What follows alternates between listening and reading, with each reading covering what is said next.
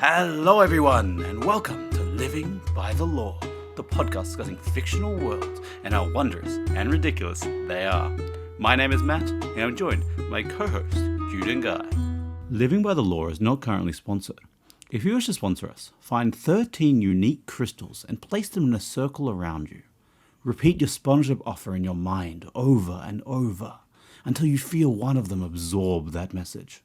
Smash that crystal. We will hear you. We always do.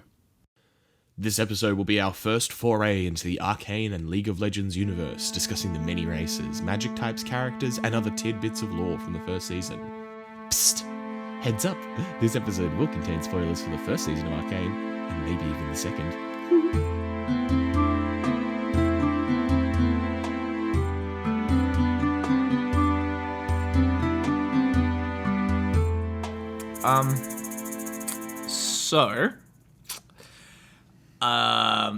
So how about like aliens though? What? What? So like, you know how like when you're scrolling through Facebook and you get to the Reels section and they're like 12-month-old Reels, right? There's like a whole subsect of TikTok that's filtering through onto Facebook now that I guess was like the horror TikTok. I don't know. I didn't use TikTok, but there's a lot of like, look at this strange flying phenomenon, and it's just all over Facebook at the moment, and it's very amusing because you get people go, "This is the scariest video I've ever seen," and it's just like a white blur goes. It's very amusing. Is your Facebook straight out of the is 2013?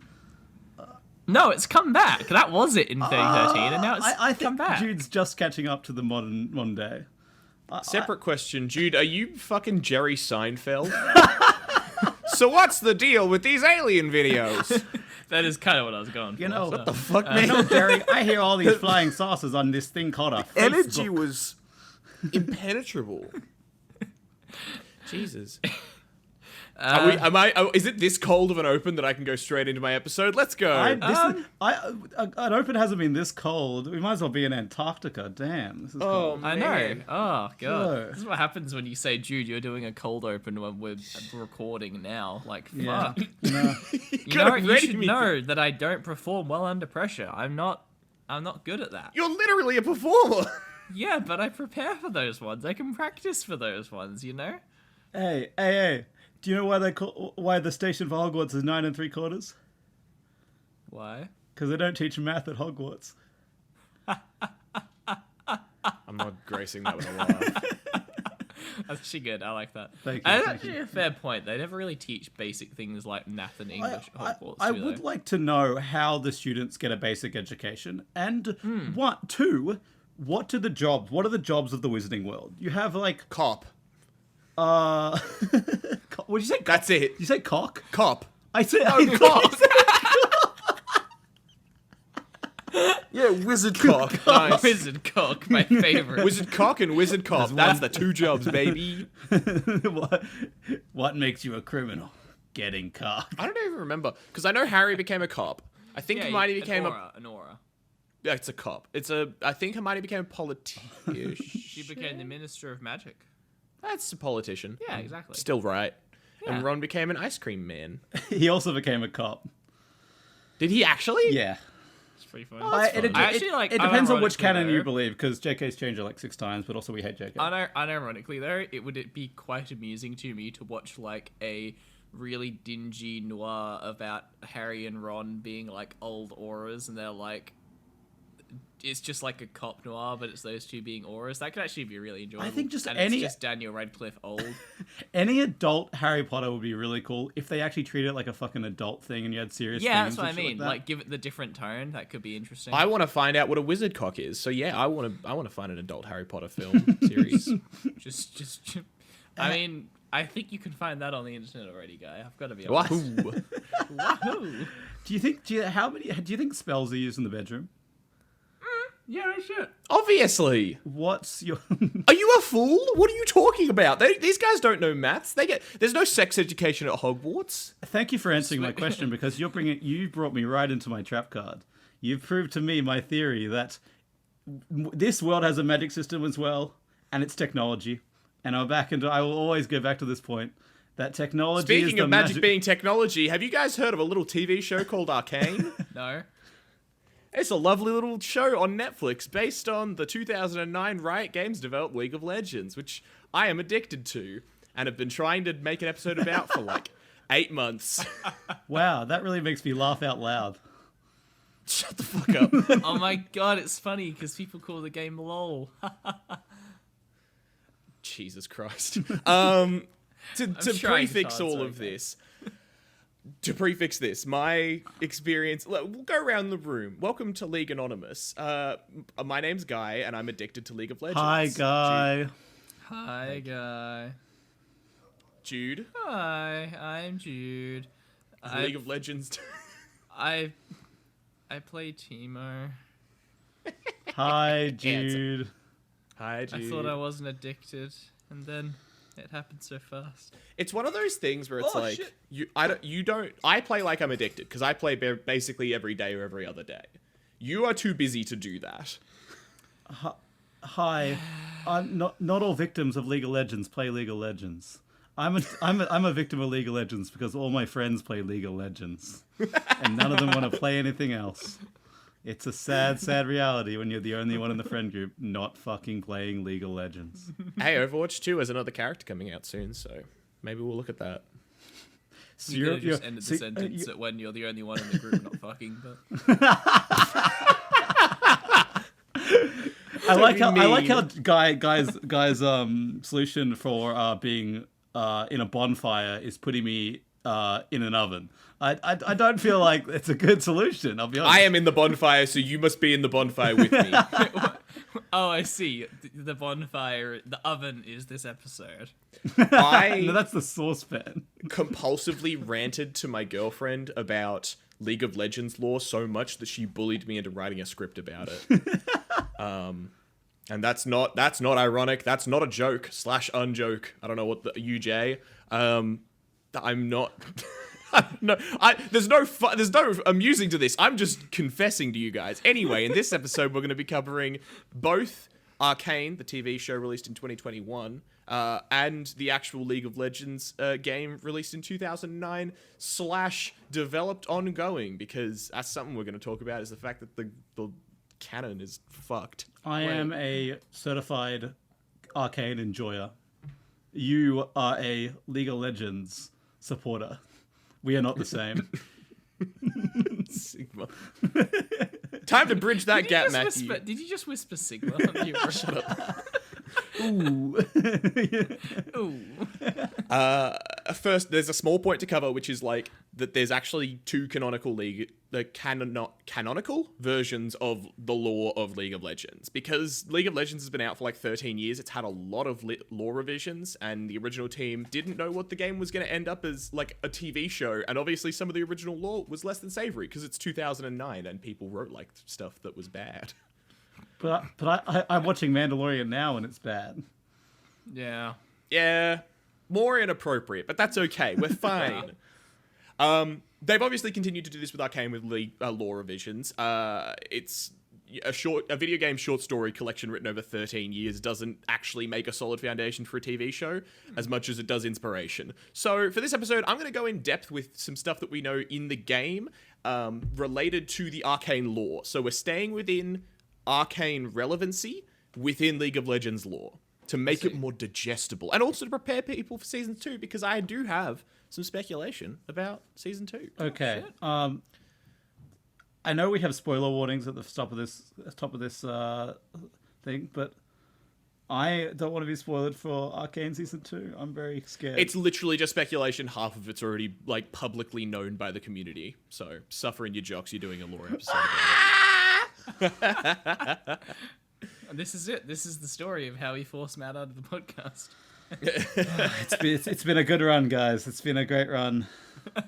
This is it. So one thing that happens a lot in Arcane is they like touch on subjects that are like super in depth and super interesting in lore canon, but like they don't go into depth about it at all. Like, for example, what the fuck is Heimerdinger?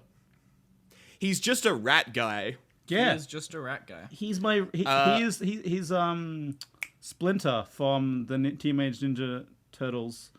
Before he gets his robe. Teenage Mutant Turtles. I've lost my brain halfway through that sentence. And beyond that, like, we see the Hextech crystals during the very first episode. Where did they come from? Good news, it's horrifying, so I'm going to tell you about it. Oh. Great. So in the show, we see Victor and Jace kind of playing with Hextech a lot as the show progresses, kind of making out some new Hextech technology. This is kind of true, but also not accurate to the lore canon as we know it. Again, I am acknowledging these are two different IPs. It will be evolved on in the show, so this is sort of setting a basis and some evolutionary stuff. In the game, around 60 years before Jace and Victor were alive, rich merchant clans from Piltover came to the ancient caves in Shurima. So, Zaun and Piltover in the actual show canon are on a peninsula connecting the two main continents of Runeterra, which is the general large continent of the League of Legends world.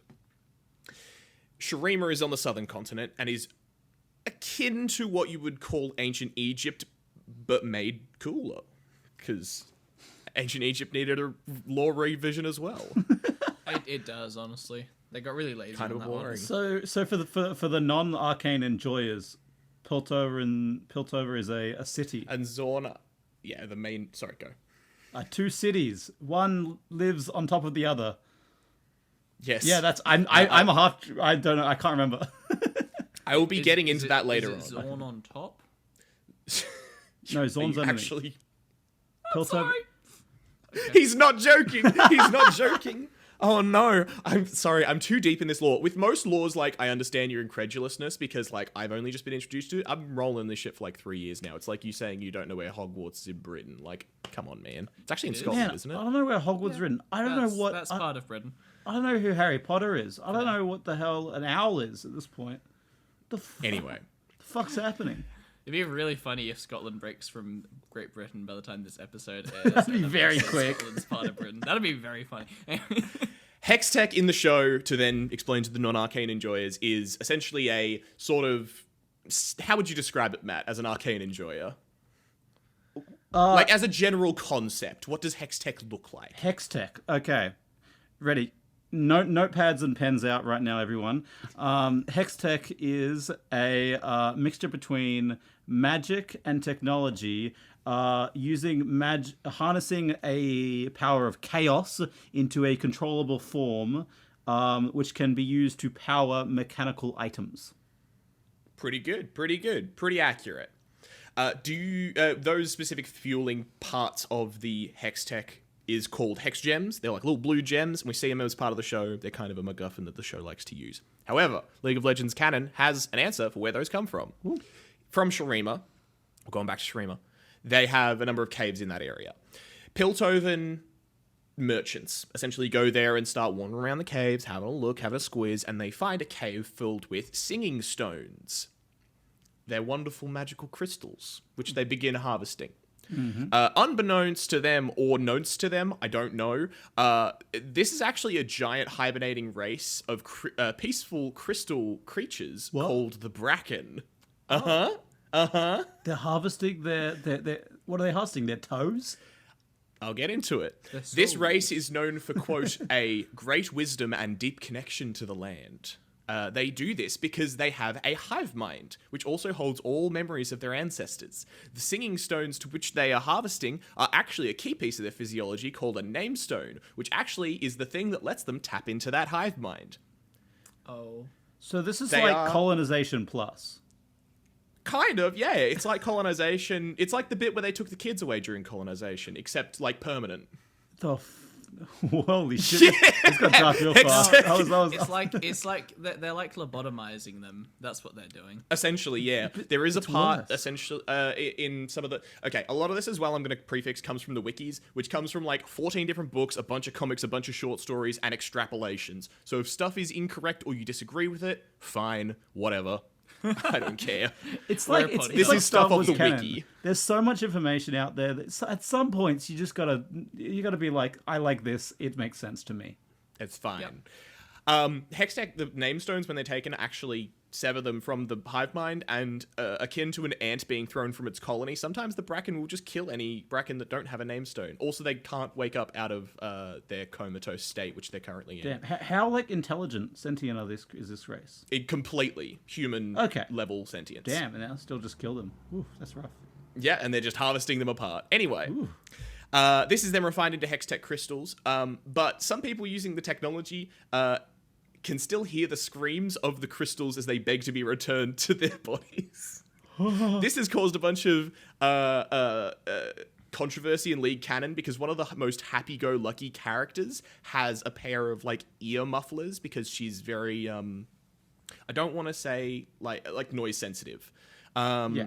So noise sensitive. So and she wears a pair of headphones that is powered by one of the Hextech crystals, which she can hear the bracket inside of it. And she's like, do you want to hear the song of your people? It's like, that's the soul of an ancient creature, my girl. You got to put that shit back. Which character is this? Seraphine. Seraphine's instruments are powered by Hextech, and she specifically has a pair of headphones which are powered by an original Hextech crystal. I see. I am being a bit dramatic here, and there are some major calls for lore rewrites, and the Bracken champion who's in League of Legends, the game, is going to get a rewrite starter next year, so this might be entirely incorrect later on, but right now we're in April 2023, and that's what it is right now. Wait. no. So, are you telling me Yes. that not only are taking this crystal is not even it's the same level of colonization. Taking these crystals is on the same level as fucking war crimes. So what you're telling me, every single character in Arcane are committing war crimes, and they didn't tell us? They didn't. I feel like that might have been them being like, hey guys, we've seen the lore for the Hextech crystals. We're not going to take that part. We're going to do it from somewhere else. What do you mean? They're rewriting history! You gotta take the law! You gotta believe the law! You can't rewrite the law to make it fit your story. That's what we get. Which character is a Bracken? Skarner. He's a very rarely used jungle who's like a crystal scorpion looking son of a bitch. Yeah, fuck. Okay. Can I speak for the normie who's probably might not? You can't. Go, normie. You can't say he's just an unused jungle. That means zero things to anyone who doesn't know. In League of Legends, there are 5 roles. There is top, bottom, mid, ADC, and support. Oh, top, bottom, mid, support, and jungle. They play different parts of the map. The junglers play in between different areas of the map. They're generally very mobile. No guy. The junglers play the players. Junglers play all the lanes. Anyway, Skarner is a pretty rarely used character because he's not that popular. That's just where the lore's from. I'm just commenting on the fact that he's not played that much, hence why he's getting a graphics update and gameplay update and a bunch of other shit next year, which is going to revise a bunch of this lore. Plus this controversy with Seraphine. It's a whole thing. Yeah, he's a jungle. I'm a top, but I play bottom. You know what I mean? Regardless. You would be. From the base crystals which they harvested, they did eventually figure out a way to create artificial ones. So because it's a limited resource, the people who harvested these crystals went, fuck, we are now selling this to a bunch of people. We need to find a way to reproduce it. They then do that. There are side effects to that, but I'll get to that later. So they only did the moral thing when it became bloody profitable. Classic. Correct. 100% correct. And there is a defensibility to it in the fact that they are a sleeping crystal thing. Like, if we came across a crystal planet that had super energy crystals coming from it, like, we'd harvest them. And, like, it's a matter of if they are able to tell that these are creatures, which is still not confirmed, but also they're shown to be dickheads, so probably. Hey, whatever. I think it says something. Humans, we know we did bad things in the past, and we don't do anything about it now. We just know it's bad, and then leave it at that. Yeah, pretty much. Yeah. As for the actual effects of the crystals in League of Legends canon, again, we're not up to this point in Arcane, but in League, they are hilariously overpowered. They essentially allow someone to wield the powers of a mage without needing innate power, because there are mage-born people in this world. But they still need to be inscribed with runes to make them do what they do. In canon, the crafting process is super guarded, so no craftsperson uses the same methods. Therefore, Riot doesn't have to write any sort of concrete way that they get engineered. because that's annoying for them, and also it's better left up to the imagination. Riot Games is the guys who made League of Legends. I'm just contextualizing. So when I mentioned Riot writing something versus Arcane writing something, I'm separating the show writers from the game writers. Yeah. Interesting. Oh, so they are like completely different writers. Yeah, not entirely different, but they are like a different set of writers. The writers who have worked on the game for like 13 years compared to the people who wrote the show in the past two. Like, yeah. That's fair. As for a few examples of it within the show, we have Vi, who is one of the main characters, gauntlets, which are essentially a giant pair of gloves that can punch through stone. Victor's hammer, which is one of the main scientists in the game, has a hammer that can turn into a cannon. The Sun Gates... That's not Victor, that's Jace with the hammer. Jace, quite correct. I've written it wrong here, that's fine. The Sun I was Gates... going to let him cook, but good one, Jude. That's fine. The Sun Gates, which are giant portals which allow people to essentially teleport across the land, making Piltover in show one of the major basically the major trade capital of the world, because they have fucking teleporters. That'll do that. Yeah, well. Victor's Hex Claw, which we are shown in one episode, is essentially a big metal claw that can fire a beam of light. And as well, one of the major MacGuffins of the show, the Hex Core, which is a sort of intelligent, evolving form of hex tech, which we're not really given that much information on, but it kills someone during the show, so it must do something. Oh yeah, it kills Victor's lovey-dovey waifu. Well, Victor was her waifu. I don't know if she was Victor's waifu. All of these have basis in the game. Their origins are slightly different, but not enough for me to really cover. I did find a funny note about the gauntlets that Vi use, which I've already told these guys about, which is the fact that, quote, continued usage results in skeletal damage to the wearer, but this has not halted demand for them. Sure. If I could buy a fist that could punch through a fucking brick wall, I'm probably rich enough. I have good enough healthcare. I don't care if my hand get broken. I don't care if my skeleton's a bit fractured. It's a bit on the worst for wear, a bit lubby-dubby. I could punch through a fucking brick wall. I think it's worth it. I know it's part of the like mythology of Arcane, but like the idea that everything has to be body attached and you can't just make a machine that does it for you like we do in the real world is continuously a little bit confusing to me, but that's fine. Some other you can. I think it's just fun for design and stuff like that. I think it'd just be a bit too boring. Like it's too realistic. It's steampunky. Yeah. It's fun. Also, I think the demand is so high. And correct me if I'm wrong, but I remember they wanted the fists for the mining. Yes, correct. So, yeah, no shit, the people buying these things aren't using them. They're buying them to give to fucking workers to get them in the mines. Why can't it be a fucking jackhammer, though? Surely the engineers are smart enough. Okay. Think about it. What is funner? Using a jack or fucking punching a wall until diamonds pop out? Definitely punching. Kids play Minecraft, they're loving it. The kids yearn for the mines. Give them the fist. Put them in the mines. You're right. Kids play Minecraft. They really yearn suck for the in mines. It's 2013. the number one game. They yearn for the mines. They yearn for the mines. The children yearn for the mines. You took away... You made child labor illegal. Minecraft became the number one game in the world. Well, I think the facts stand for themselves.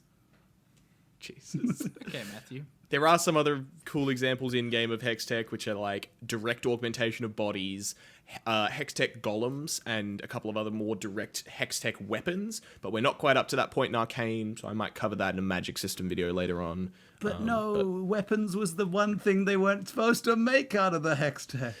Yeah, well, I mean, they already broke that rule with Jace's hammer, and it gets worse as time goes on. Yeah, when does a hammer become from a tool to a weapon? Yeah. It's always a weapon if you use it well enough. I think One interesting thing from Arcane that I did note, though, is the fact that there is a council member called Bolbok, who is a cyborg-looking sort of character. It's confirmed that his race doesn't have anything to do with Hextech, because it's at the wrong point in the timeline, but it is odd that they have a steampunk character who is, not Hextech made.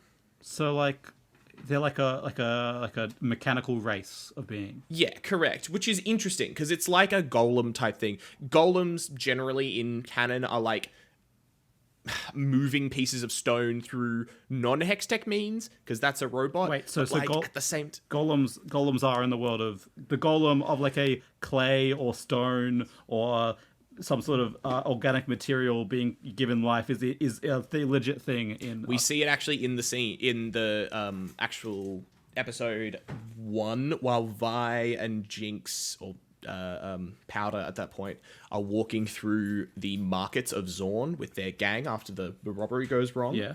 There is actually a scene where we go past a creature in a cage, which is like a rock that has little seams through it. This is called a Krug in League of Legends universe and is actually an animated piece of stone. So golems exist, yes. That's pretty sick. This is one of the things that I'm kind of going to cover later in the episode, but like there are a lot of parts of League of Legends lore that are very interesting and very overpowered and very weird that they just kind of seem to be skating past in the show. And as much as they might touch on it, I feel like it would break the universe. I feel like when you have so many different characters with so many different powers, if you actually thought about it and used some of their powers overlapped, you could break the world very easily. So they have to But at the same time, we see a mage in episode 2. There's a guy who teleports Jace and his mother out of a snowstorm. He does the big swirl with his staff He's thing. the coolest That's a character in the game. He is a collector of primordial elemental runes who is a master sorcerer. Like, Who was that character? Rise. Oh, is it? It's Rise. So it's like an insane level of power that is just like brushed by. And it's like, huh? Hold up. For context, there's a guy. Jason's in a snowstorm. He's about to die, and this random guy in a hood goes like, "Oh, high noon." He just rocks up and goes, and doesn't say a word, just fucking like an old cowboy, and just fucking swirls, does a big poof of magic, and teleports them away. Saves their life. A lot of runes. It's very interesting. But yeah, so that magic exists in the world there, so that's interesting. Yeah. I think it always, the thing I like about it kind of makes, when you know that there's magic in the world, it makes the pressure of people wanting to make hextech stuff a thing. Mm-hmm. Yeah, that's fair.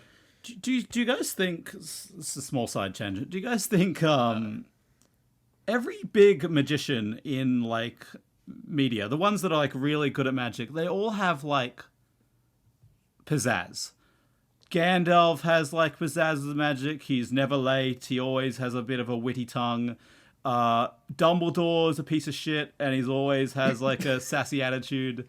And this guy is like an old cowboy. Do you think it's part of the training of being a great wizard, or do you think it comes with the station? They're just sassy motherfuckers. Them's the rules. Yeah.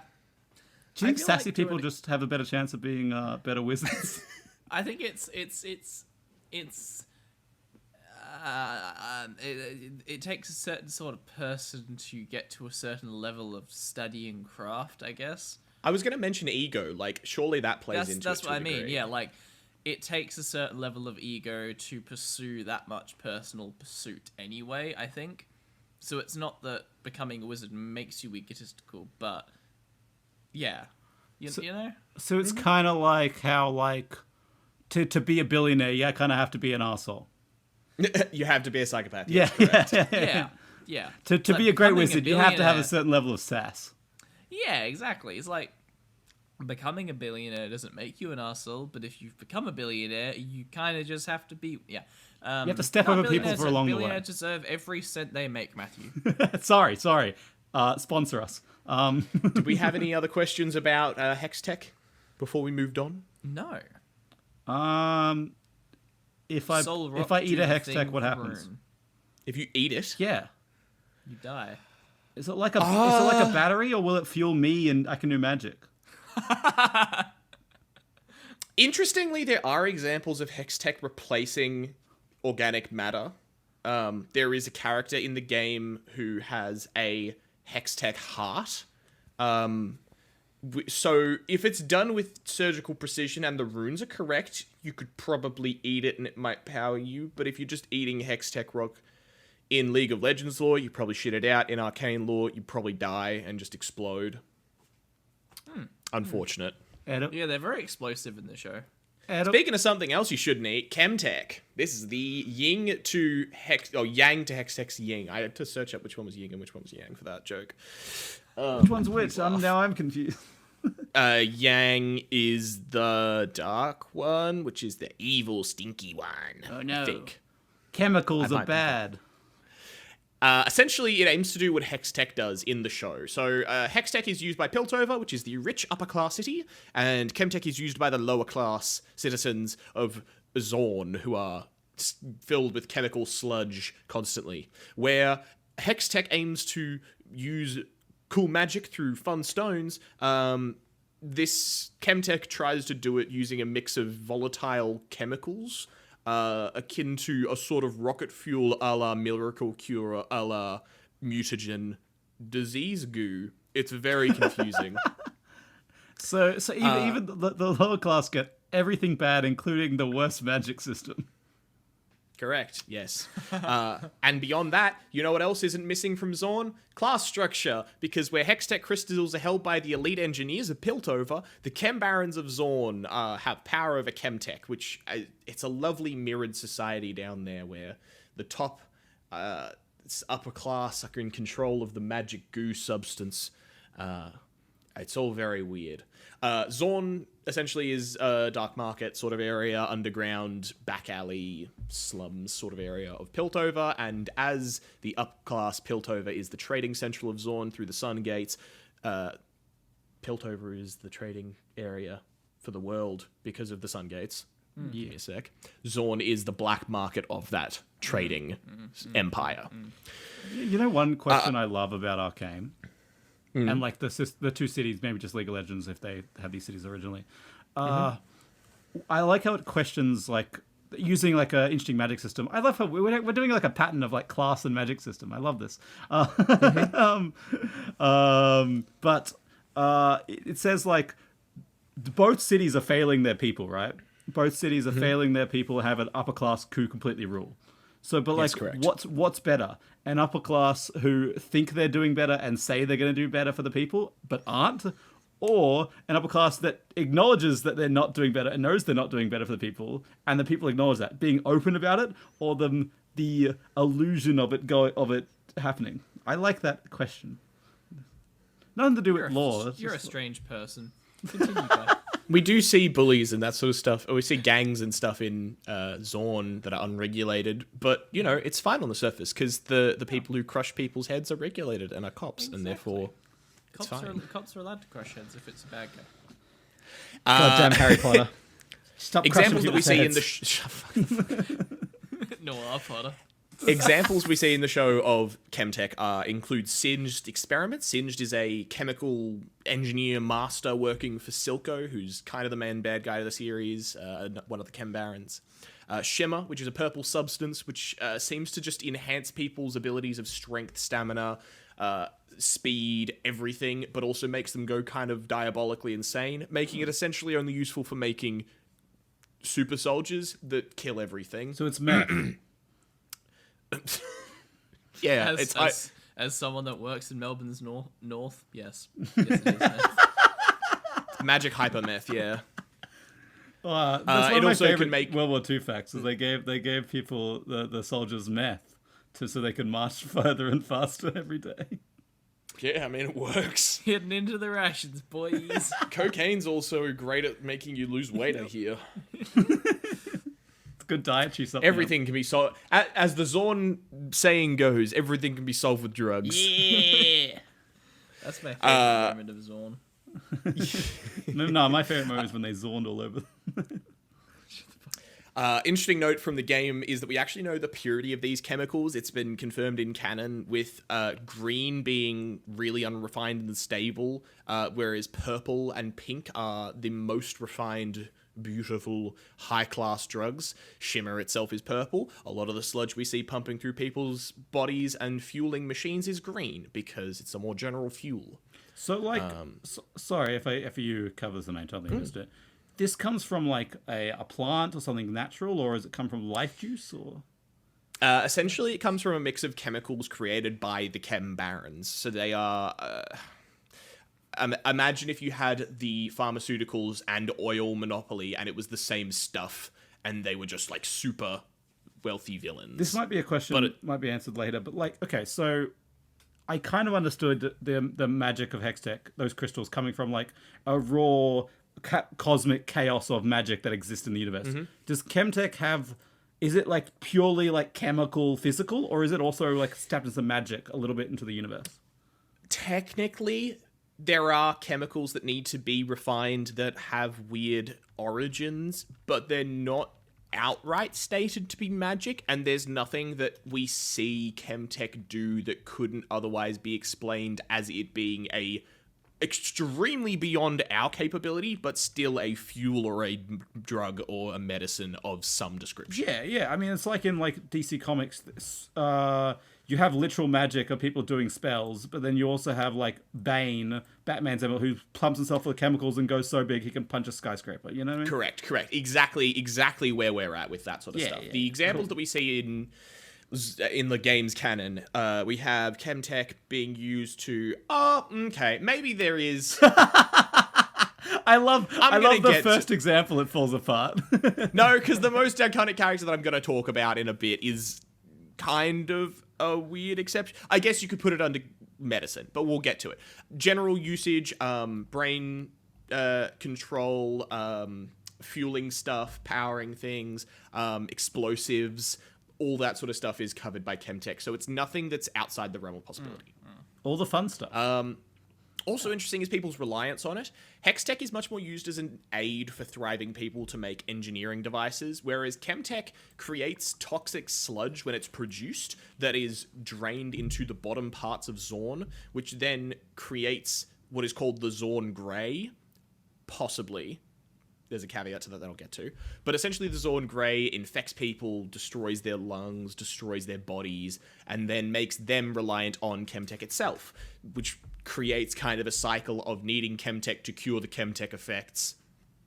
The Zaun Grey I come back to because there is a possibility that the production of synthetic Hextech crystals actually makes the Zaun Grey, but it's probably a combination of both in my mind anyway. Beyond that, that's sort of where it is with Chemtech and Hextech as concepts. Cool. So we have that yin and yang kind of like natural tech and the chemical raw power kind of shit. Yeah. So Hextech is displayed as like magical higher order electricity, whereas Chemtech is displayed as rocket fuel, sort of diesel gas, mystical sludge injections, which, you know. Anyway, and then that's where that's. And then they kiss. Yes, correct. And then they kiss. Both Hextech and Chemtech. Yeah, go. There are two wolves that live inside of you. One's Hextech, and one's a Chemtech, and they're gay. I don't know why I laughed at that. It doesn't deserve a laugh. We support both Hextech, the LGBTQI plus wolves that live inside you. What the fuck, man? I think we need another 11-month break, guys. I'm not manic enough to do an episode where I power through. Like, the COD episode was great because I had written the episode until 4 a.m. the night prior, and then you guys made me get up at like 8 to record. So I was in a mania state, whereas right now I'm very lucid, so I keep stopping. You know too much as well, because you keep answering my questions instead of like just being, I don't know. Yeah, I don't know. It's crazy. Yeah, you made the mistake of picking a world you actually care about. So you want to correct. Luckily, I'm going to do like 4 more episodes, so it's fine. Yeah. Both Hextech and Chemtech bump into an interesting divide, which we kind of mentioned already, which is the fact that magic just outright exists in this world.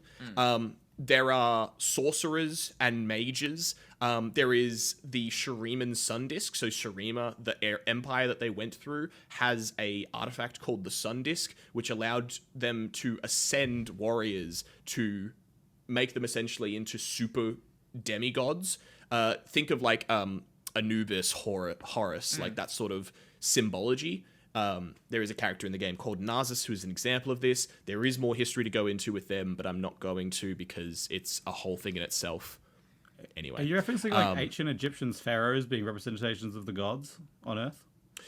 Kind of, but they are actually gods. They are actually demigods. So like there are gods who exist in this world, and they were like, you're my demigod guy. No, more that the warrior of the Shuriman Empire has the giant sun disk, which can, as far as I understand, once the ritual is prepared, big quotes, they can power godly energy into one person. where that god power comes from is questionable, because there's no like higher god that represents them necessarily. It's just like big magic. So it's more like giving someone the super soldier serum than like actual being a god powers. Yeah, kind of, but it's represented as demigodliness because they are using ancient Egyptian Sure. imagery, that sort of stuff. Yeah. There's also the rune wars, which were continent-destroying wars over these world runes, which were magical artifacts holding near infinite elemental power, which we kind of know happened in Arcane's lore because Rise is there, and Rise is the main guy collecting the world runes in League of Legends lore. There's also the Iron Revenant Mordekaiser, who's a warlord called Sanu Zal, who refused to die, came back from the dead, and is now collecting souls to make into his own death plane. Like, these are all examples from the same canon lore. You can see why I had so much trouble writing this fucking episode. These are all examples of magic, which Arcane butts up against by the fact of who it includes and some other bits and pieces. So I'm intrigued to know where they go with this in the later seasons. I'm not going to discuss it further. It's just interesting to note that this exists in canon and is there. I think you can. I think with a show like Arcane, they probably won't go into all the depths of the rest of the world, but they'll be like, they can just leave the references of the other characters being there so the fans can be like, oh, that was nice to see that character. But I think they'll keep it grounded to the two things they've spent a lot of time explaining. I don't think getting into death cult magic, which to be fair, should be its own show. The guy seems too angry to die. Sounds like a pretty sick fucking guy. I want to know who the fuck that guy is. But I don't think they'd complicate it by this guy showing up and them going, spending like 6 episodes going, so he like died and then came back to life and now he's touching fucking souls of the dead. Sanuzal will not feature in this. Like, I feel like it's a bit near too guarantee that. Yeah. But it's a matter of being a League of Legends nerd like me. There's a number of points that butt up against each other where it's this character was involved with this character, which was involved with this character, which directly implies that this magic system exists. Right. Which is just an interesting point to note if you care about League of Legends canon. Regardless. Getting past all those magic systems and other bits and pieces, I'm going to now go into Zaun and Piltover, the cities which we mentioned. Yeah. Zaun was actually the original city which was there, which is interesting because in now Arcane times, Zaun is in a pit underneath Piltover. This was originally the port city of Shurima called Kazun, which eventually became Oshavazon. Oshavazon then got shortened to Zaun. We now have Zaun. Is that like based off like a culture of the real world, or is that just like made up? Again, Shurima is the ancient Egyptian-esque culture. Okay. So we could be pronouncing these words very, very incorrectly. Super wrong. It's just written like this in this, so I'm reading directly off my screen, baby. You're doing a great job. Regardless, it was a prime trading area before it even got the Sun Gates, because it was directly on the land bridge between the northern and southern continents, with ocean on both sides from both of the other, so it was open to all directions. To the south, there was Shurima, and to the north, with Valoran, which is a mass of a couple of different societies. Demacia, kind of Ionia. They're more to the sea, to the north. The Freljord, there's a bunch of different societies. I'm not going to get into them. It's literally Alexandria with the Suez Canal. 100%. Yeah. Speaking of the Suez Canal, there was a desire to connect the two oceans to their left and right, which seemed like a good idea at the time.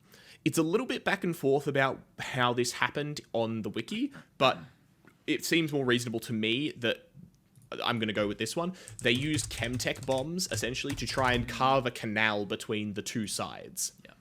That went fine until they started shaking with a massive amount of earthquakes, causing the center to essentially rip apart into this unusable just drop, going down way deep into the earth. This may be because I think it's Oshavazon used to have cave systems underneath it and a couple of other things underneath it that use Shuriman magic. There's a character called... Oh my god, Coke was not a good idea for this podcast. Anyway... I'm burping, man. I can't keep it down. There's a character called Ezreal who goes... There's a character called Ezreal who goes spelunking in these caves, and he finds like a cursed disc. So it's not out of the realm of possibility in my mind that the bombs set off an artifact which set off the entire continent splitting in half. But it is what it is. Imagine being that guy. Pretty funny. Ah, shit, I just wanted to find a cool disc, man. What happened? Ah, shit, man. Yes. You know, so when you go off one and of the have other a fun hike and you split some continents. It happens to the best of us. Yeah. happens to the best of us. We all try our hardest to keep the bombs in check, but sometimes you just throw one too many. Average archaeologist. It's also just, like kind of talked about. Again, this is another point of weirdness. That the bombs also contributed to the Zaun Grey, which I mentioned before, the smog. The Chemtech bombs going off created them initially, quote unquote, but that's also maybe conjecture of history and the upper class trying to shroud the fact that their factories are making gas. Who knows? It's hard to tell. Hard to say. Yeah. Some districts of Zaun were just fucking gone. Thousands of people died. And a couple of other regions sort of just sank a bit in to the chasm and stayed there as sort of plateaus. This then led to Zaun essentially trying to rebuild itself as an under area. But the wealthier clans and families decided to erect a big structure over the top of it, becoming Piltover.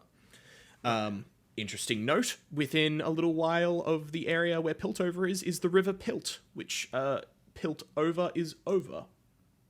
Piltover. It's also very close Anyway. to. There you go. It's also very close to Built-Over because you built it Also over quite the top true, of- and Zaun is quite close to down. Zaun, down, Zaun, down. I think that's a bit of a stretch. I think that was No, shit. Zaun also technically in Germanic means fence or border, so there's also a possibility there of it being the border of the Shroomid Empire, blah, blah, blah. Anyway. Damn, when do we learn German? Baby, I've been Googling this.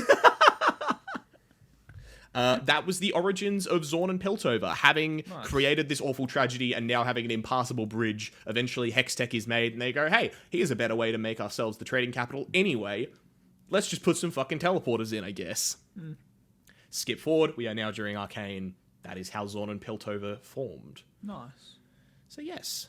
Any other questions about geography? Anyone want to know about geography, baby? I've been reading articles. So, like, okay, so how high is, like, Piltover? So I'm guessing, okay, I'm picturing it, there's two continents side by side, and there's a city sitting on this little land bridge between them, right? Mm-hmm. Someone walking up to, it has to hit Zaun, right?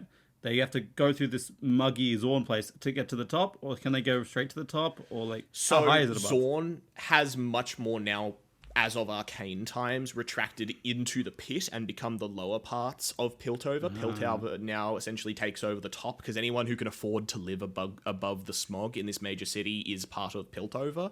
So Zaun has almost entirely defended itself to the pit. So when you arrive, you see this big shining city with a giant chasm underneath it, but a shining city nonetheless. Underneath it is where Zaun is. The other interesting question there is how deep is Zaun? Which nobody knows. There's an area called the... Oh no, I'm looking at my notes. This is terrible. Imagine having notes for a podcast, God.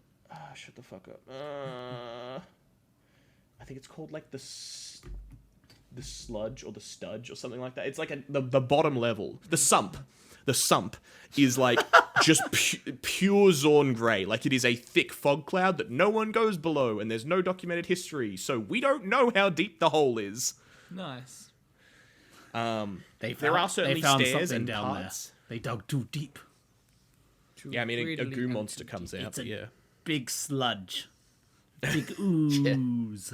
Is that a character? The sludge monster? that is a character. The fuck? I didn't even mean to. You're joking. It is Zach. Yes, correct. Oh my god, Zach. That stands for Zorn something something. I don't remember what the acronym is, but Zach is actually an acronym. How Anyway, the fuck did? Okay, there's too many. because the game's been out for 13 years. There are too many characters in this game when you can randomly make up something on the spot, and it's actually just a character in the game. There are 144 characters in League of Legends. Is that all? There might be more, but that's my memory. Next up, I want to talk about some characters. Yeah. Yo, First up, I'm going to go straight into this. Yordles. No. Yordles. I know what a Don't do yodel this. is. Yodel A yordle. Y-O... fuck off. Trying to be nice. Why do I fall for your bullshit? Wait, what did Matt say? I missed it. He said it's a yodel. I know what a yodel is. Yodel. Great. And now the listener has to listen to that twice. Yeah, great. Got it. Yordles. Again, this is another thing of Yordles bumping up against an interesting concept from the lore that I'm not sure if they're ever going to acknowledge, but it's interesting nonetheless. Yordles, as an example for people who have watched the show, is Heimerdinger, or there are a couple of other examples shown in the actual Zaun pits, and I think there's another guy on the surface who's a Yordle. Regardless, short fuzzy creatures. In League of Legends canon, they are spirits who take the form of mammalian bipeds. They originate from a place called Bandle City, which is a pocket dimension. Wait, that what? has... Yeah, go, what? I just thought it was a little fuzzball who liked magic and's very old. He is a spirit.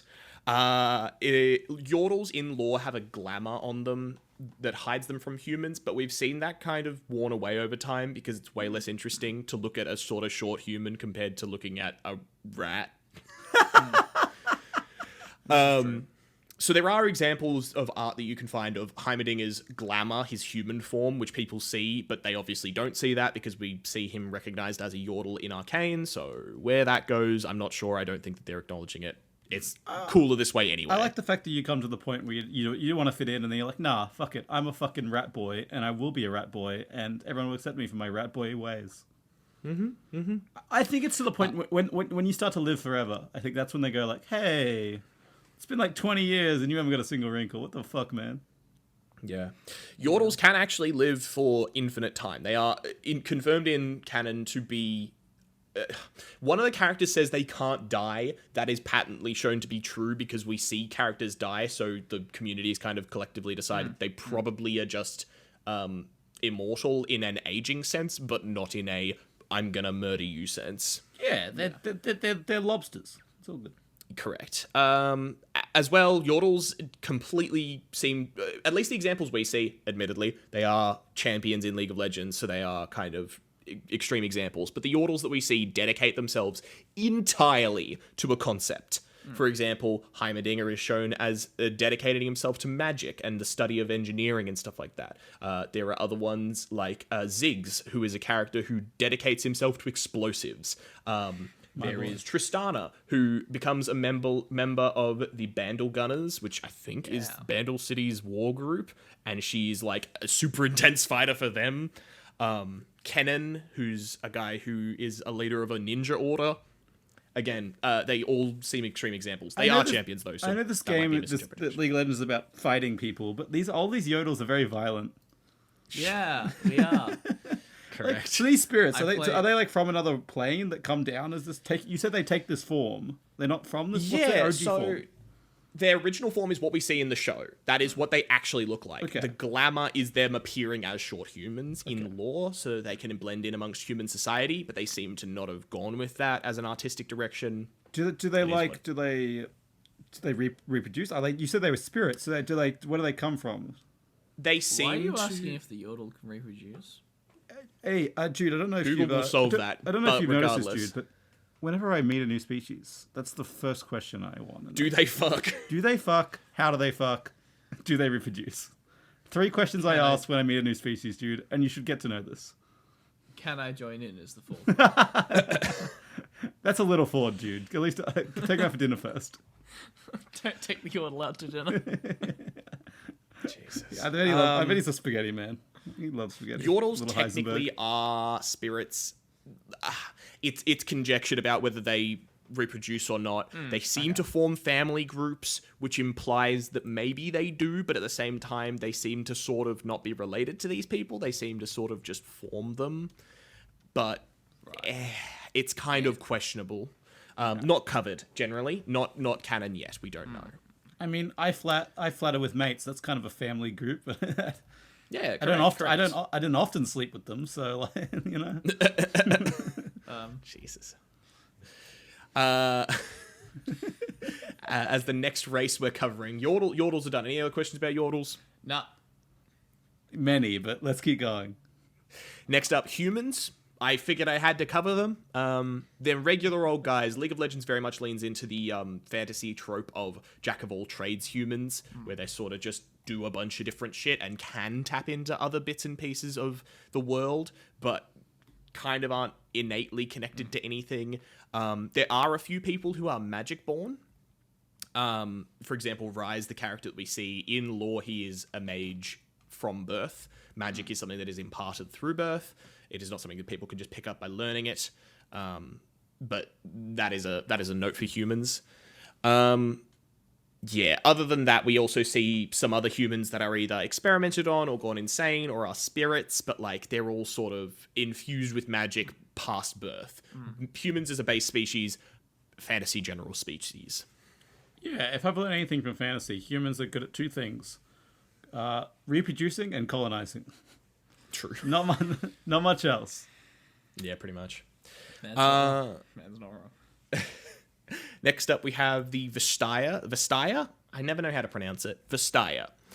They are a race of human-animal hybrid people. We actually see one of them in Arcane. What? Say no more. You Googling the word Vestaya? Vestaya. Vastaya. They are, so essentially human-animal hybrids. We see a few of them in the game. A couple of them are birds. One of them has sort of like, almost like fuzzy back. The one that we see in the actual Arcane has a cat face and is just sort of in there for like 10 seconds. Just a side mention. They are descended from shapeshifters who were directly connected with nature. Generally, we wouldn't see a lot of them, and it makes sense for Arcane because the actual Vestayan race generally resides in Ionia, which is an island to the far northeast. Right.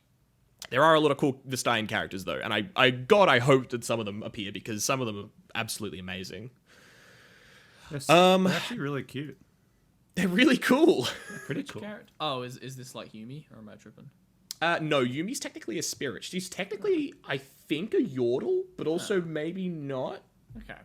She's Vestayans are much more, if for people who know the game, Zaya, Rakan, Set. Oh, yeah, okay. Sorry, yeah. Yeah, I forget that's Set's. sort of I forget Set's a cat boy technically. He's half cat boy, I think. So he's like a quarter cat. Quarter cat. For the people, He's got for the people listening or have no idea what they're talking about, know what we're talking about. I've just Googled them, and there's like it's a very extreme different levels. There are some of them are literally people with tails and ears, like someone just dressed up with like put some cat ears and a tail, and some of them are literal just like giant werewolves. So like, it's in the middle, and it's interesting. Hang on a second, who are you seeing? Because there's no werewolf. I think you might have accidentally tripped onto a different character. I've got all I'm on is Oh, on a Rengar. list of No, Rengar all is a Vestaya. Oh, fucking Rengar. Ugh. You are quite right. Next up, I'm going to cover really quick Golems. As I mentioned before, there's Bolbok. There are a few other versions, but generally in universe, it's used as a catch-all for magical, inorganic matter made into a living thing. So we see Bolbok. There is another one who I hope shows up. I'll go into him. There's a character that shows up in lore called Blitzcrank. Blitzcrank was a Zaunite cleaning robot, essentially. Just kind of a round yellow guy with big arms and a cute little head, and he just cleaned up waste. Generally, the Zaun corrosion killed the robot, along with all of the other robot peers. But in lore, Victor ends up picking him up out of the rubbish and bestows him with a Hextech crystal. Hextech Crystal revives the robot. It seems to be more efficient, more durable, just better than the other robots, because fuck yeah. But an interesting thing that starts happening is Victor realizes that it's actually kind of gaining sentience. It's actually learning things and starting to act with emotion. Hilariously, it doesn't have any formal training on what's normal or not, which leads to some hilarious examples of, hey, Zaun, robot, I've lost my key to my house. Can you help me get in? To which Blitzcrank destroyed the front of a man's house. It's like AI that hasn't been trained very well. Yeah, correct. Beyond that, then there's... Eventually, though, he goes back to his original mission of cleaning up Zaun's sludge, following the natural conclusion of that of, if we're going to clean up the sludge, we should clean up where the sludge is coming from. He then proceeds to destroy a factory. Fuck yeah, rebel. Go robot. To which we the owner of the factory then goes, hey, Victor, you bitch, I want that robot's head. To which Victor goes, aight, champ, I'll go find him. To go find Blitzcrank, to which he's disappeared. Fuck yeah. Which is great. Go robot, go. He's gone. Also, all this proves to me is origins of I Golem- should eat a hex crystal and then I'll become better. That's all that's true. Golems are treated in lore as kind of like a catch-all for inorganic matter. There's a couple of different ones. There's earth elementals, there's robots, there's like other goo. Anyway, passing by that. we were talking about earlier how one was on the council, but you said most robots or golems don't have sentience. Okay, there are non-sentient golems, but we know that golems are a general catch-all term used in universe for Krugs to Blitzcrank to Bolbok to... Like, Bolbok isn't confirmed to be a golem, though, so we don't know. You just said a bunch of words that I have no clue what they mean. Sorry, okay. It's not confirmed. Bolbok isn't confirmed to be anything yet. Golems is used as a catch-all term in the community to mean anything from earth elementals to sentient robots. So... not all golems are sentient, but any golem could be sentient. Yeah. I'm going to give you a tentative yeah. just like any lore expert, I'm going to give you a tentative... Technically, Blitzcrank's Victor tried to replicate Blitzcrank's intelligence, and he just couldn't do it, so something about this specific robot is cool as fuck, I guess. Again, unknown. I'm picturing Wally in my mind. I don't care what he looks like, really. Correct, pretty much. Fuck yeah, Wally. Wally if he could punch. Yeah. There's also cyborgs in lore canon, which is distinct from golems. Golems are termed as inorganic matter which has sentience, whereas cyborg is a human that has been augmented with technology. Yeah, the technology not being the sentience. That's in this world as well. Cyborgs are humans with... No, I know, but this is me writing this script and having this run through my head. There's a difference between cyborgs and robots in our world as well. I know. But there is a character in lore in League of Legends canon called Oriana. She's a very sick girl who was taken by her Piltover parents, who then augmented originally her lungs. Then the disease which she has spreads out to the rest of her body, eventually becoming her entire body being replaced with clockwork stuff. Her father ends up starting to die. She then starts some machinery to automate a heart transplant, and as she replaces her heart with a Hextech crystal, she's the Hextech heart person I mentioned before, she realizes that's the last part of her body which was the original person. On the wiki, she is categorized as a golem, which I think is a really interesting debate to be had about whether she is a cyborg or a golem, because it's kind of a Ship of Theseus thing. She's a golem.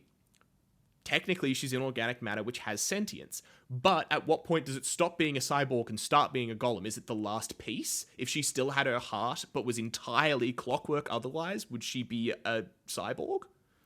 Is that a very good question? An interesting point as well is her dad replaced her lungs with ones that were clockwork that required a wind-up key, so that way she couldn't run away again. So I just wanted to throw in the domestic. Oh my god, that's horrifying. Yeah. I think yes, when she has a part, if she's originally got a part from her human body, she is a cyborg. But once she's replaced everything, she becomes a golem. But I think there needs to be another term for that. Like I think sentient golems shouldn't be called golems because I feel like that's being very mean to the sentient. I think it's because the community is using it as a catch-all. Yeah, term. It was just interesting to bring up a couple of them. Yeah, that's interesting. Cyborgs. There are also some spoilers here for Victor 2, for Season 2. But Victor, we saw him in Season 1. He's going to end up as a cyborg. People kind of know that. Especially because in the games, he is a cyborg. He is the robot arm, which we see shooting beams of light out of it, in-game is grafted to his body and is used as a weapon because he's kind of gone insane with the idea of human evolution, but also not entirely... It's, an interesting thing. So, yeah. Hey, you let that boy run. He wants to run. You let that boy Forrest Gump it, okay? Yeah, let him cook. He's living his best life in his weird golem-like evolutionary state. Yeah. Can you explain That's that? it What the for hell happened there? What was that magic? Wait, what happened with what? Hex. That was Hex. So okay. Maybe you can explain this better, but Victor was messing with hex tech shit. So this magic that's kind of connecting into the chaos stuff. That's very like controlled. Very like there's a rune for everything. It's everything's got its place. And then it kind of he loses control. His blood goes into the machine, and then he loses himself. What happened there? So, Victor pre-Arcane was already sick. His body was failing. He has been very, very sickly since he was a child, as we see in a bunch of flashbacks. His idea with Hextech is that he wants Hextech to augment his body. What he is creating there is called the Hex Core. So what he wanted to make was Hextech, quote-unquote, that learns. I don't know what he means by that, because... I don't know. He's making an AI. You're going to be controlling it. No, but he's controlling it. The stuff that he uses it for is controlling it. Anyway, what he does, what that you are referring to there is him creating the Hex Core, which is intelligent thing. That might end up being what goes into Blitzcrank. It might end up being what powers his prosthetics. Essentially, what he's making there is a intelligent Hextech. Yeah. Right. Is how it's described. It is a set of runes that he believes will help him power things, intelligently create things, I believe. Big question mark. We don't actually know. It's a MacGuffin. I think actually that's really relevant in today's like thing, because like yes, you can see it's like AI as being its own thing that does its own stuff, but like 90% of the AI's used right now is making other people's work easier and better. Like people are using like ChatGPT and like GPT-4 in general to make their life easier and also their work better. So I think like an intelligent text for that. I just think it was interesting when his blood got involved, it all went fucking wrong. Yeah, I think that was what eventually stabilized it, though. So I think it's more of a transmutation process of the blood creating the intelligence through a burst of energy, Interesting. in my mind. So there's something about like the connection to life. That's my hypothesis, is that because Hextech is actually magic at the core of it, Yeah. I think that was it transmuting and becoming intelligent through his blood. Interesting. You might get into this and put it on thing. What happens when you mix Chemtech and Hextech? There isn't actually that much exploration of that, generally, because if someone has access to Hextech over Chemtech, they will use Hextech. Because anything Chemtech can do, Hextech can 90% of the time do better. Or if you are working with Chemtech for medicinal purposes, very rarely is there a case where Hextech can supplement it. Yeah, right. So the two situations are you're using Chemtech for Chemtech's sake, or you're using Chemtech because you don't have access to Hextech. Yeah. So there isn't really much crossing of them. Kind of. I'm not going to go into it. I might go over it later in a character thing. Technically, there's a character, which anyway. I am going to go next into the final section, which is just some speculation for the next season of Arcane. Woo! I love speculation. First up, we're going to go with the realistic stuff, because there's a couple of realistic things that are nigh confirmed, nigh guareteed through spoilers, through things that we're seeing. Before we begin and give you an 100% accurate retelling of the second season of Arcane, step by step, and whatever episode's gonna fill in.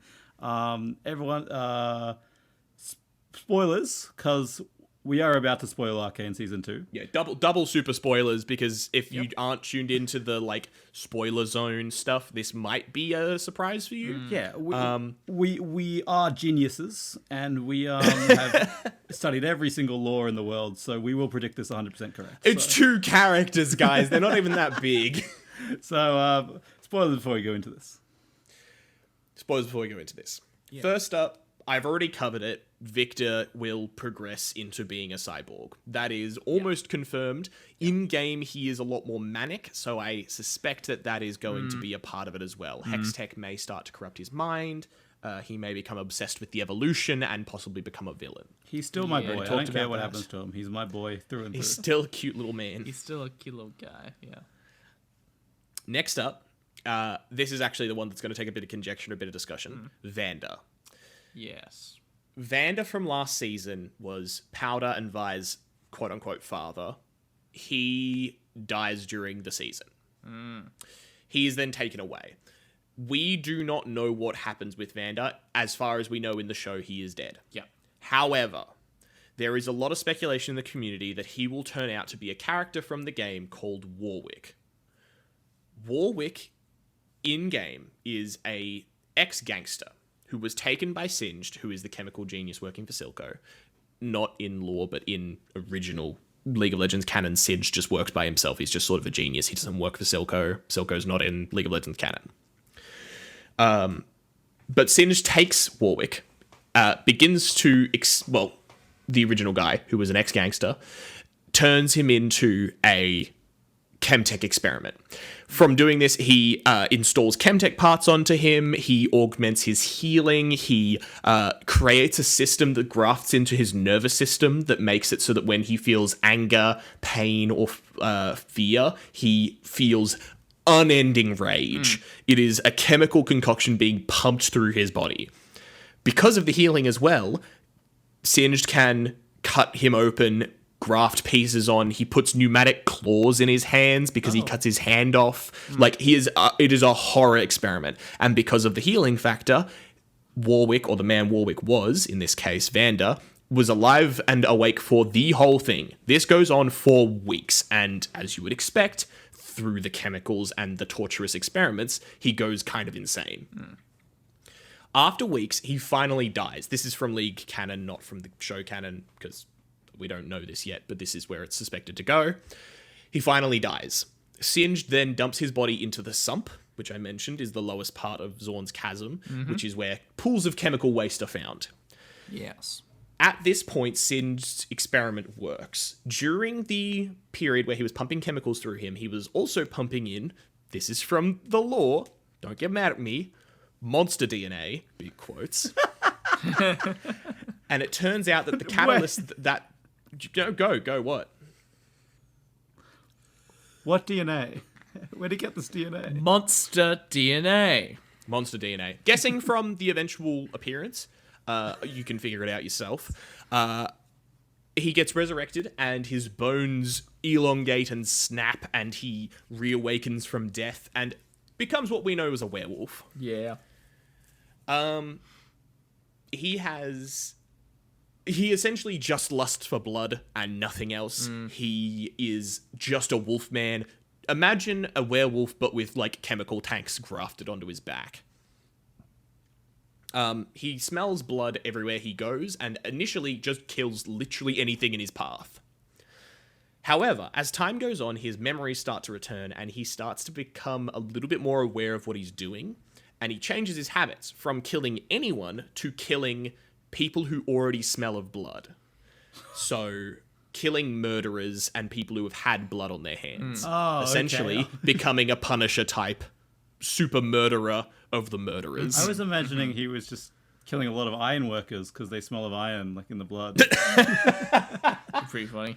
all those kids in the mines, it's coming for them. Mine. I cut my hand. I'm like, oh no, my blood on my hand. Oh, Wolf's just like,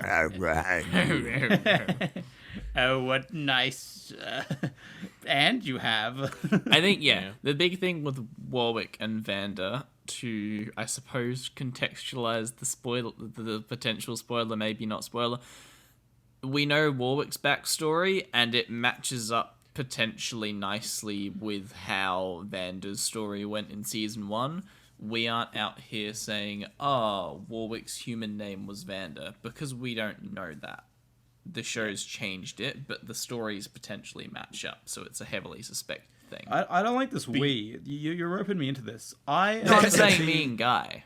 I'm for the clear team that he's actually not him, and he's actually another character. you backed yourself into a corner now. Where's the joke go? Come on. The captain. What's her name?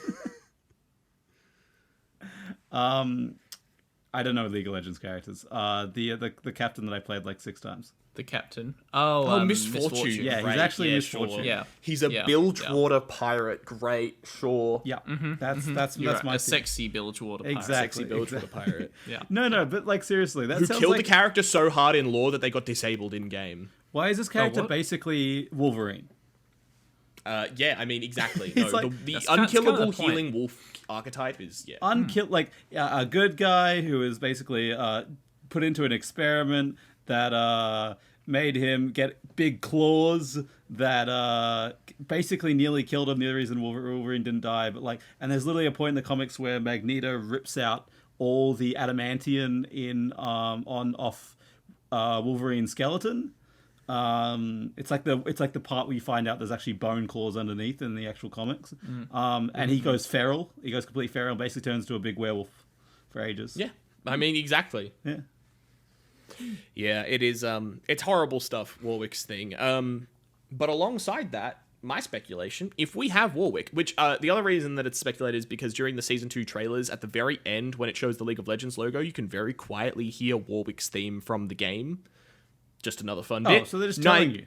Okay. Pretty much. Essentially guaranteed for anyone who knows what's going on. That's why I'm saying this is like the almost guaranteed speculation. As I said, we've got the script. We've written it.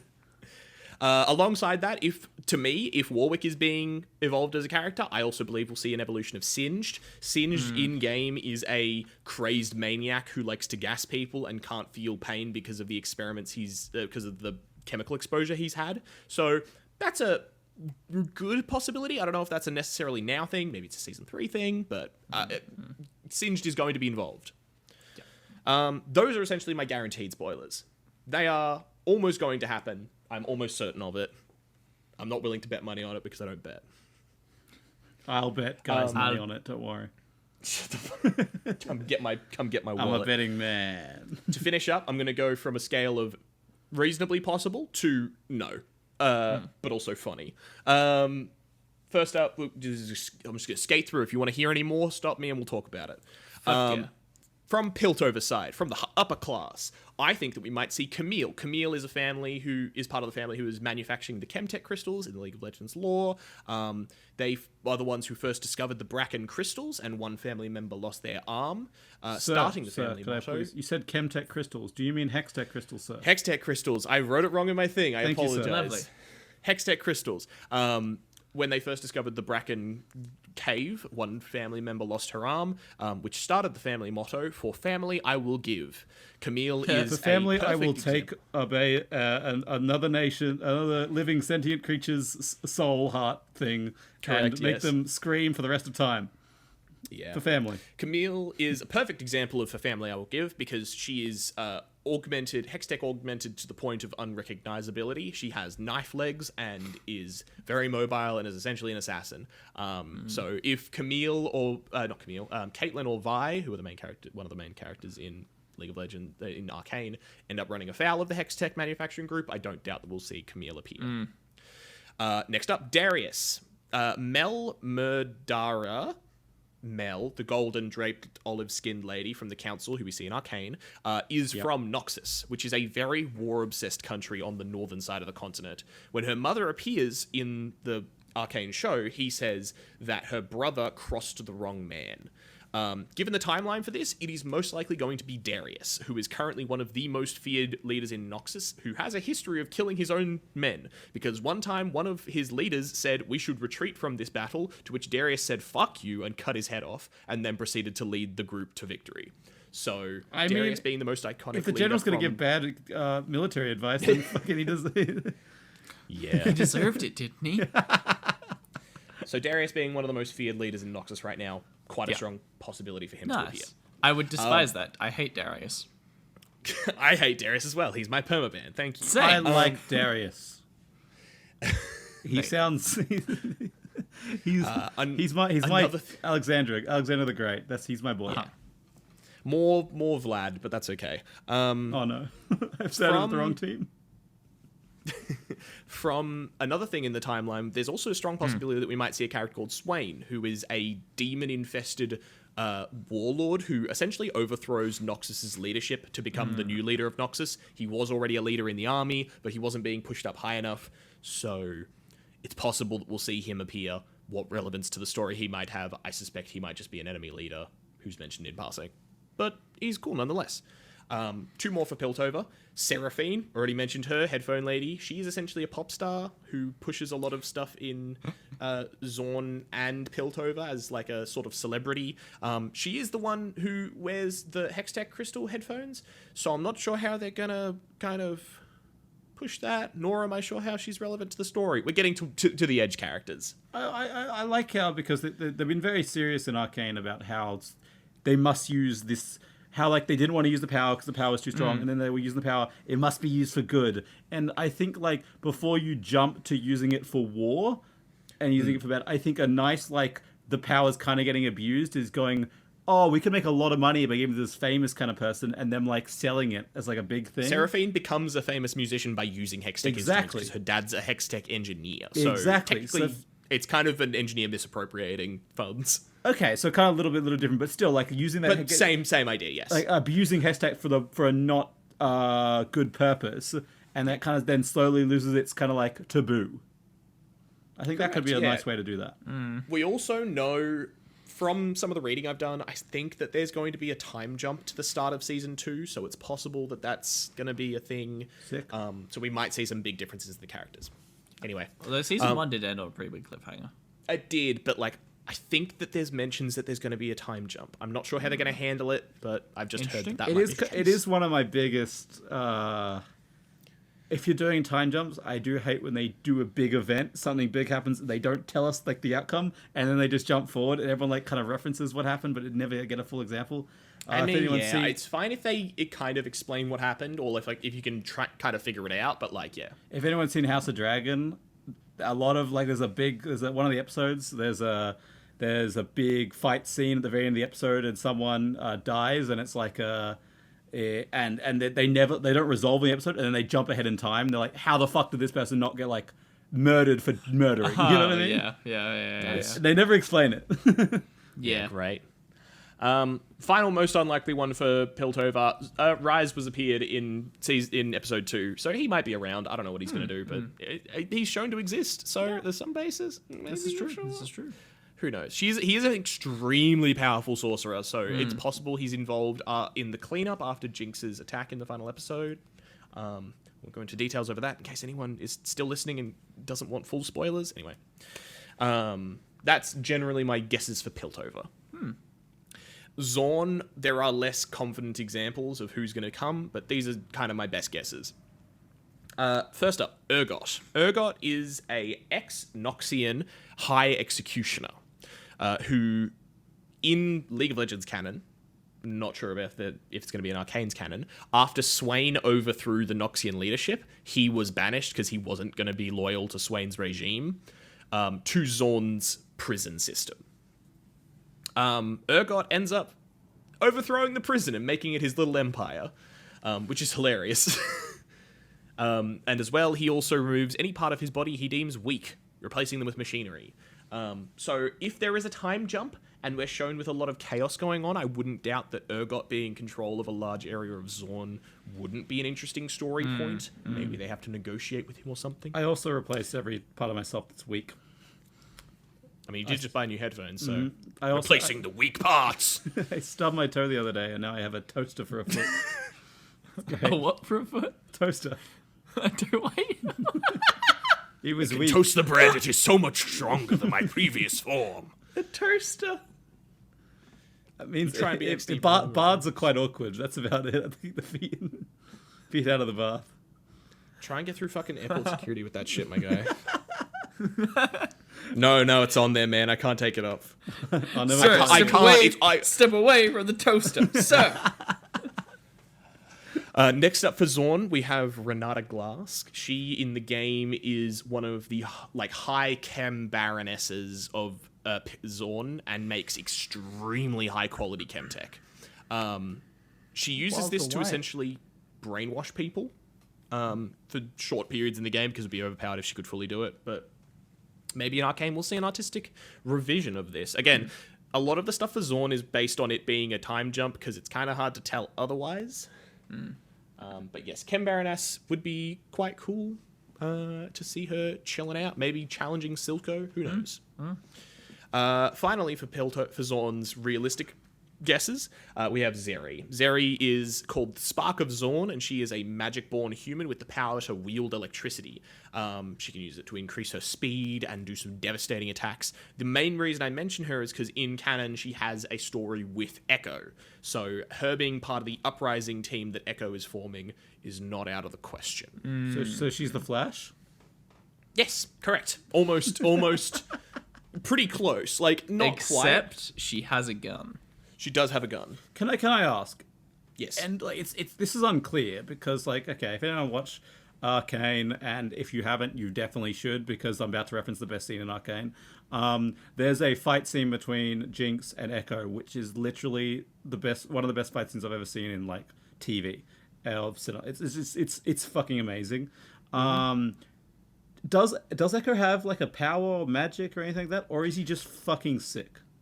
Echo has hex tech machinery and is also a literal like who's a reference I can make? Who's the super bad guy who's super smart in the Marvels? Doom. He's like a Doctor Doom level, like super intelligence, and he has hex tech. So no, that is a hex tech crystal that is powering his actuator. It's like a So in the Arcane as well, he got a hex crystal in Arcane as well.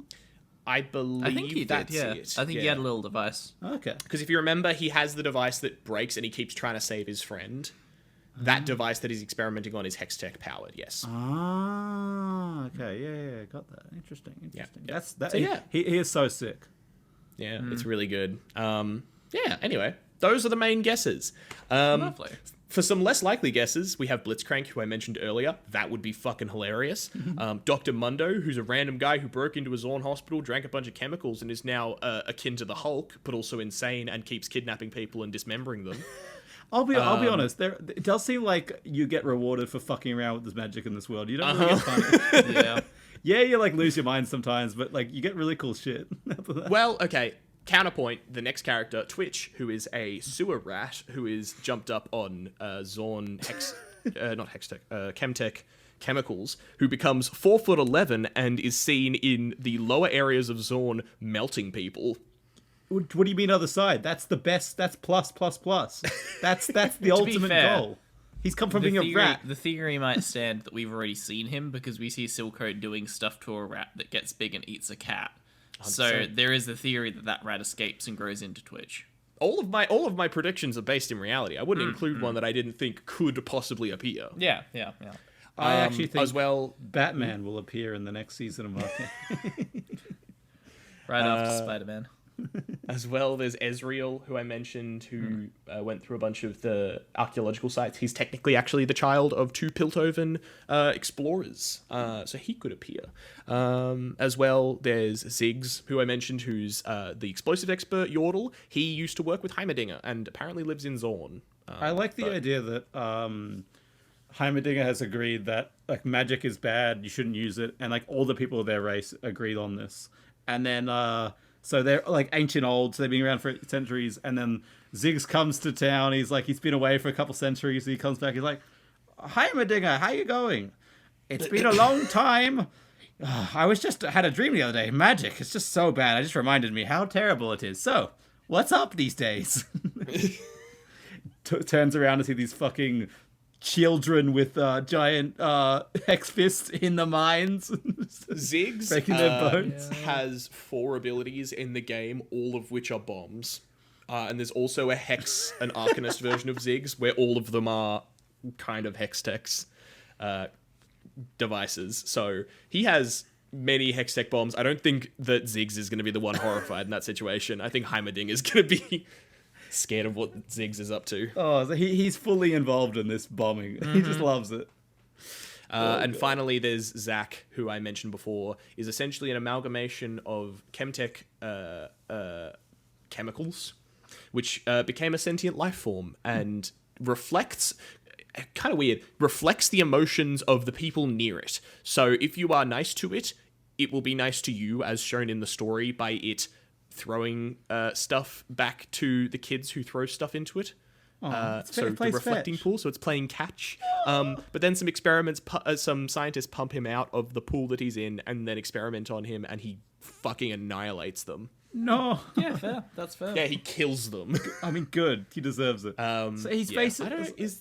I think often people are like that. If you're very kind to a person, they're often kind back. If you experiment on someone, they might kill you. Goes the same for the goo. I think that's natural. That's very human. Yeah. Anyway, those are all my characters and regions and magics for Arcane explored and some predictions for next season. I do like the idea of describing normal things a human would do, but because it's not a human, they're like, it's crazy. It reflects the emotions you give back into it. It manages to converse in a code of things, of symbols. Oh, it just writes a letter to you. Yeah. It just writes a letter. Yeah. Yeah, Sorry, I mean, just... ChatGPT. Oh, it has a conversation with you. Great, I can do that. Yeah, I can just call someone. I can just text my friend. Hey, man, do you think this LinkedIn post looks good? No. Can you rewrite it for me? I think I might get removed as a friend. That is a good point. That's the advantage. ChatGPT can't remove me as a friend. Rewrite my code, dipstick. The only thing I think they need to make a ChatGPT that has an opinion and tells you you're bad. Yeah. Do you think my LinkedIn looks good? No, it's terrible. I mean, we're like one stormy day away from that, so. Oh, I can't wait. No, but is there any other questions? Any other interests? Please talk to me about League of Legends lore. I want your next Runeterra episode to be about the people that Ash is from. Freljordians. Tell me about quite the a Nordic Freljordians. people. So yeah. So my base of the world, it's a big world, there's a bunch of different things going on, but looking down, because there's too much to explain, there's a magic in this world, it's chaotic, but it can be harnessed in these crystals called Hextech crystals. This thing takes on in two cities, one above the other in the classes system. One has Hextech, this like kind of magic, kind of chaos refined. One has this chemicals trying to remake that magic because they're being fucked over by the rich too hard to come back. And now we're going the war between what happens when you push people down too much, and what happens when you have a new thing. Does it help the poor? Does the rich get richer? And on the horizon, war is brewing between multiple nations, which does not help the situation within the own city. Because whenever there's a new thing or new power, it doesn't often get used for good in the world. But my real question, No Jude, Guy, sorry, Jude, who? Can the species fuck together? Shut the fuck up. Thank you for listening. Good night. No. What happens if a Yordle fucks a Piltovian? Before we get into that, I told you they were humans. Thank you everyone so much for watching. If you enjoyed this episode, and you too would use Hextech. I wouldn't say fuck a Yordle. No. I think Tristan showed up as result number 5 as most popular on Rule 34 last year. Why? Please look us up on iTunes and rate us what you would rate us. We are also on iTunes and Spotify. You can both rate us on both apps. Leave a review if you can. That really helps us. Not only does it boost up and keep doing what we're doing, but it makes me feel good, and I will keep doing episodes if I feel good. You know what I mean? It makes me feel happy inside. And another best way you can spread us is telling your friends. Literally, either listening with people, telling your friends to listen, recommending a podcast anywhere you look at podcasts or give recommendations. All of that really does help. We're on Facebook. We're on Twitter. You can email us at livingbythelore@gmail.com. And we're even on TikTok now. So go check us out on TikTok. We're going to be getting some shorts on there, some highlights from different episodes. So if you're thinking about an episode looks good, you can listen to a highlight or even recommend it. Hopefully we're getting some good shorts on there soon. So have a look out there. And I really appreciate you all listening and spreading the word. If you listen this long, you. Good job to you. Great job. Yeah. Thank you. Well done. You Well did a done. good job making it this far. And thank you, Guy, for that in-depth look into the beautiful world of Runeterra. And This is a threat. There will be more. And I like to let the audience know, watch Arcane, do not play League of Legends. That is our message from Limb by Law. Controversial. Play League of Legends. Don't watch Arcane. It's a waste of time. Read the wikis.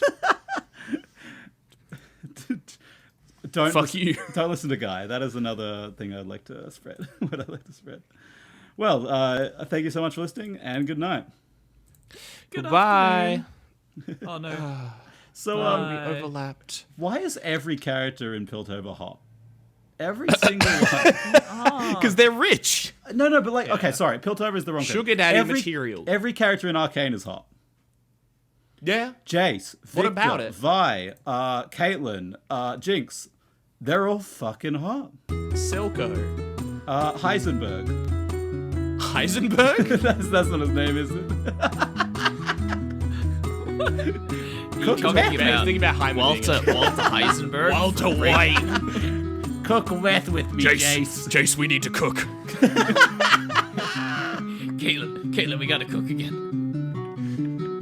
Chemtech, but it's meth. Chemtech, but it's... Thank you for listening to Living by the Law. If you enjoyed our podcast, please leave a review on iTunes and tell your friends. The link is in the description, and thank you in advance. Also, follow us on Facebook, Twitter, TikTok, and Instagram at Living by the Law to keep updated on the latest about our podcast. We have been, and always will be, living by the law. Thank you for your company, and good night.